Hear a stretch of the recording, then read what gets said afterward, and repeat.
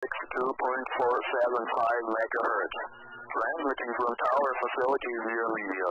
Weather radio for the Fargo area. The current time is 5:51 p.m. Central Standard Time.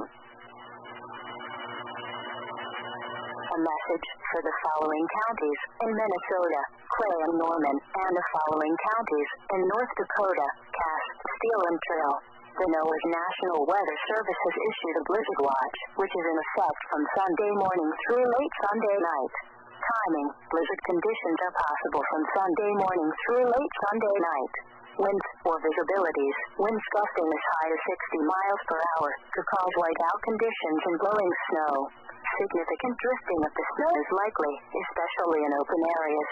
Snow accumulations: total snow accumulations 2 to 4 inches are possible. Impacts: travel could be very difficult to impossible Sunday and Sunday night. A blizzard watch means there is a potential for falling and or blowing snow with strong winds and extremely poor visibilities. This can lead to whiteout conditions and make travel very dangerous. The forecast for Fargo, Moorhead, and the surrounding area.